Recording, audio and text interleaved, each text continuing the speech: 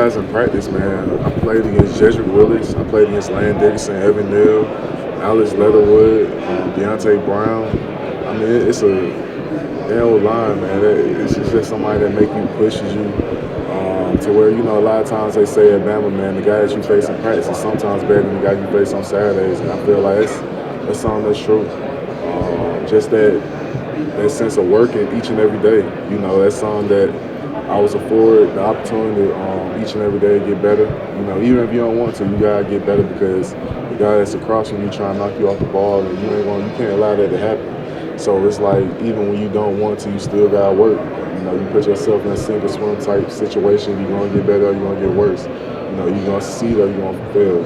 Either you're gonna blame it on everybody else, the reason why you're not where you at or where you want to be. So that's how I look at it. Have you been able to talk to the Pittsburgh Steelers at all during this process? I mean, of course, but I mean, nothing's finite, nothing's set in stone. But like I said, just getting to know each other and people getting to know me. What's it like being able to talk to a guy like Carl Dunbar, who's defensive line coach, who was previously at Bama, and now being able to coach that team? Man, just a great opportunity, just to ask and talk to him about, his days at Bama, comparing how it was, the guys who, he coached, and just, different experiences and, going over the same play calls. When he asked me to go over a play call, he like, I knew you was going to draw that play up.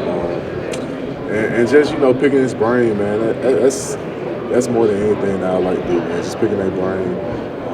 Getting to understand, the players that he coached, man, like John Allen, Deron Payne, Dalvin Tomlinson, what made them different, what made them so explosive, what made them so different, what made them stand out, and, why they doing it still in the league now, and why they having success, what made them different, what he looks for in a player, just picking his brain about a lot of things. Have you been able to speak to Mike Tomlin?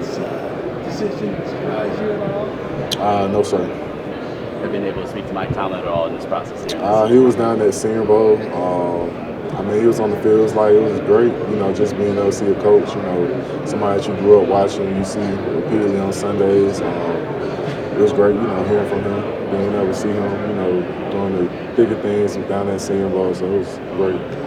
Have you been watching any film from guys at the next level to prepare throughout this process and get a better I mean, I always keep my eyes on guys that I always look at, try to pick good things from the game, like Quentin Williams, Chris Jones, Jonathan Allen, a lot of guys, just some that, I look at their games and I just, I'm pretty sure you all know them are great players. So, I mean, you always try to look at little things they do, how they work, you try to emulate it and, try to learn from them. What are some of those little things you think you pay attention to? I mean, you got to look at John Allen, man, who played the same position at Alabama. In a 3-4 scheme that we played right in. Then, when we go into a 4-man front, you play 6-tech, play 5-tech. Then when we go into like our nickel J, where we have an outside linebackers at 5-tech, it go down to a 3 or a 2-eye. Just being able to see, the moves that he used, the counters, when he gets slide protection to him, what he do to still affect the quarterback. It's not just always about sacks, it's about getting the quarterback out of the pocket, forcing him, to change his direction of throw. So just looking at things like that, looking at how Quentin Williams can both affect the run and stop the run and affect the pass.